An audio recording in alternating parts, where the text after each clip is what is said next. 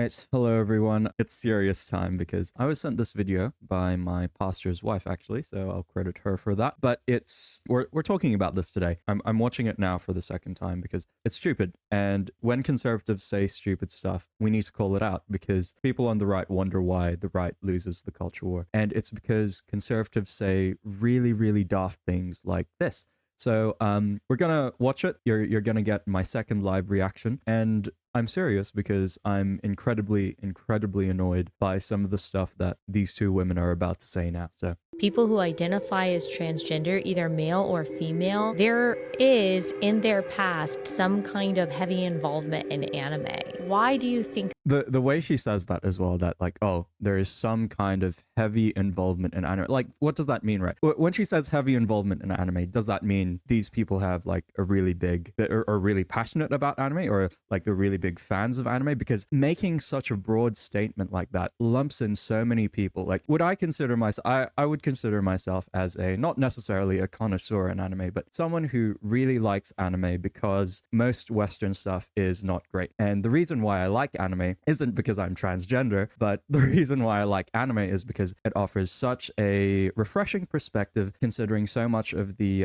Western media is not that great. It doesn't really inspire, but anime provides really refreshing, really inspiring, really stories which build up rather than break down, which a lot of Western media tends to do nowadays. So again, like, am I being lumped into this when she says like really heavy involvement in anime? Or I'm thinking now of a friend of the channel, Nick with no K, who recently had a video, like made a video of how anime helped his mental health, and I'll link that below in the video. Now, he talks about in that video how, because he was in a really dark space, in a really dark spot in his life, so much of his life was really, really chaotic, but anime was like that comfort, was that thing that made him laugh, made him made him smile, and was just good for him to watch it as this piece of stability in his life, alongside, of course, his faith in Christianity and God and things like that. But would he be considered as someone heavily, like, that's heavy involvement in anime, right? But he's now in a spot where he's not transgender either. So I'm gonna let her speak now, because it really is. It's what she's about to say is one of the most daft and stupid things that a conservative could say, and it's one of the most damaging things that one could do, because you are limiting yourself. Because so much of Gen Z watches anime, right? Are you considering like a lot of Gen Z as being heavily involved with anime, and thus they're becoming transgender? Like, it baffles me.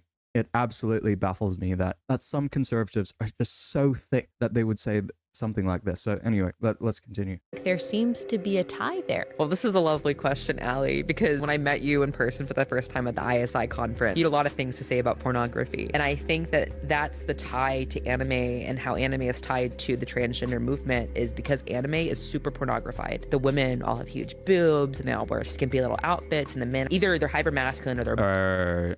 This is, again, like, I'm going to say a ridiculous statement as well, because that's the only comparison. Because the comparison to this is like, oh, I watch James Bond, and all the women in there are highly sexualized, and therefore all Western movies are just as sexualized as, or all action movies, all action spy movies are bad, and you shouldn't watch all action spy movies because they're just as sexualized as all the James Bond movies. Like, that's the comparison we're making here, right? When someone says like, oh, anime is so deeply pornographied, and like there's so many sexual themes in anime, it's not all anime, right? Let's think of all the really popular shows this season, even like Kaiju number 8, which had a little bit of fan service. It wasn't even like a very, it was like one bath scene where she was really covered up. Like, that anime did not have, all of the women in that are not highly sexualized, right? There's other shows that I can think of, like Spy Family is the other example that I like to bring up because it's pro-natalist propaganda, right? And I love Spy Family because it's pro-natalist propaganda, and it's showing how the family is actually good, and we should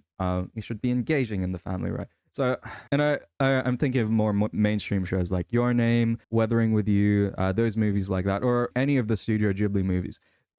Those are really clear mainstream examples of where it shows that anime is not pornographied, right?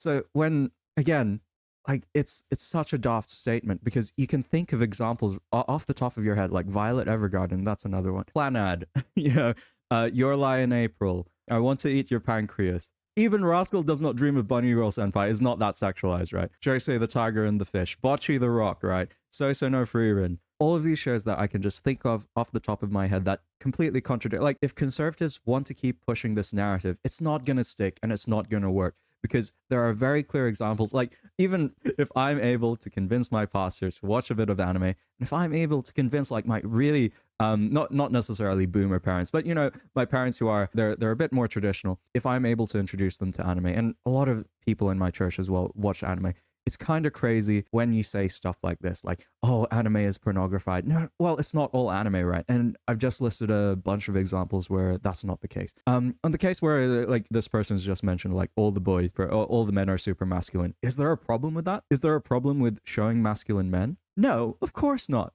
There's no problem with that.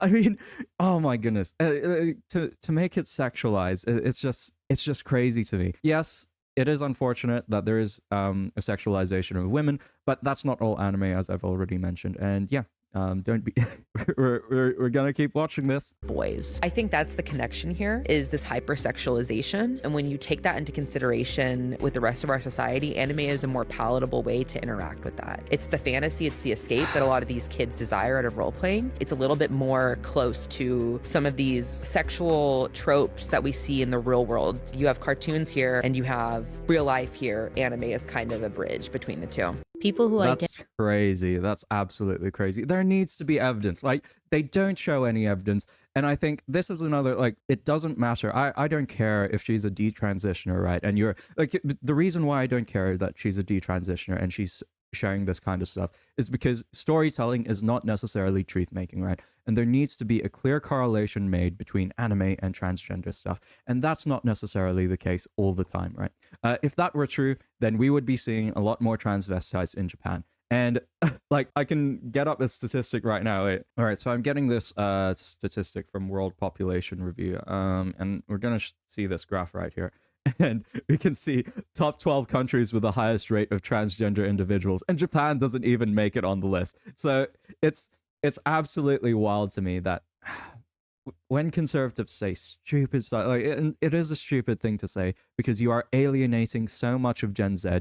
You are just cutting them off by immediately saying, oh, look, this hobby that you're really passionate about, and the reason why you're passionate about it is because it actually does have pro-family and quite often very conservative, like, we're gonna say that's causing you to be trans and you shouldn't watch anime. Like, that, it's just so alienating to the young person, and especially to the vast majority of Gen Z and even millennials who watch it. And you wonder why people aren't becoming more conservative. It's because you say stupid stuff like this. And yeah, like, it's not all anime. I'm gonna read now some of these some of these comments, right? I think too many people equate the word anime to anime that is intended for adults, when there is so much age-appropriate anime for little kids. Yeah, that's true. There's just a cultural gap in knowing where to find the age-appropriate anime. If your child has been exposed to Demon Slayer or One Punch Man by their friend's older brother, then yeah, you might think all anime isn't appropriate. And I think even Demon Slayer and One Punch Man aren't that bad compared to like some anime which are really bad with the fan service. I'm thinking of like Fairy Tail, which is a really bad example of it. Like, Demon Slayer and One Punch Man aren't that bad.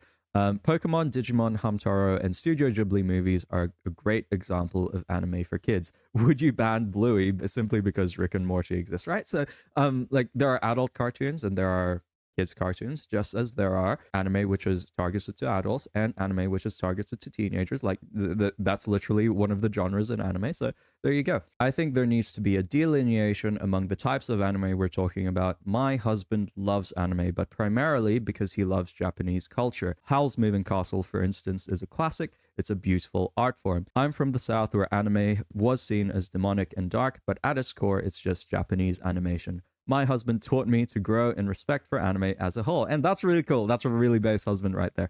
I don't think classifying all anime as corrupt is fair. There are a lot of anime that have content like you mentioned in the video, but that making a broad statement about anime is just not realistic. It's like saying Family Guy represents the whole of American animation. It's just not true.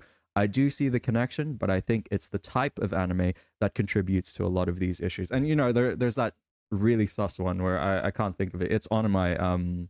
Anime is the example that I can think of, which is like a really sus anime. But yeah, there we go. And I love this comment here because I, like, last time I checked this, I saw Allie Beth Stuckey did reply to this comment, but it seems she's deleted it. Oh, I wonder why. This is a crazy sentiment, Allie. I love your show, but come on, this is a stretch, and lots of anime has Christian and conservative values in it. Please stop speaking on things you do not understand. This is a correlation equals causation fallacy. So there you go. And like, here's a few.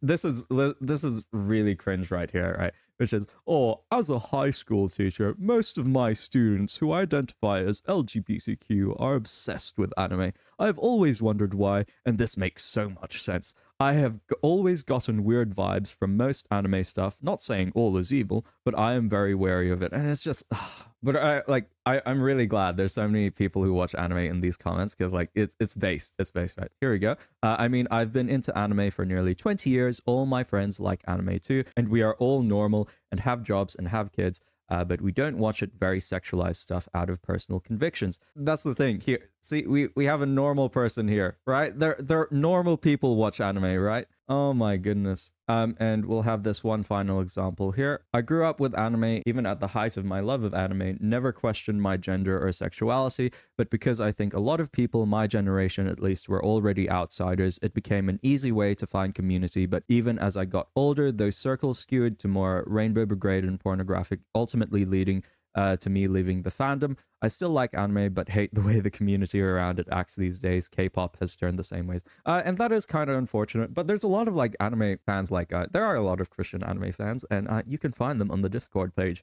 This channel does have a Discord page if you'd like to show it. So anyway, so I just wanted to show it to me. Again, I'd like to thank my pastor's wife for sending this to me, because yeah, I definitely still maintain that conservatives shouldn't say stupid stuff like, and I maintain that this is very alienating, especially to Gen Z. For a lot of Gen Z who do watch anime, they're not watching it because they're transgender, and they're not gonna become transgender because they're watching anime, right? It's more likely that they are going to be inspired to actually work hard or do something with their life because of the stories that anime tells, because a lot of Western movies don't necessarily tell those stories anymore. So this is my, like, I openly challenge Allie Beth Stuckey to actually watch an anime, probably a Studio Ghibli one. Just watch any of the Studio Ghibli movies, and I betcha that she'll change her mind with it. Or she's just a grifter and she's just gonna go, like, she's just like Gavin McGinnis, who just hates anime because she's a boomer and she doesn't understand it. Or yeah, it is what it is. I hope you still have a lovely rest of your day. If you didn't watch the Gavin McGinnis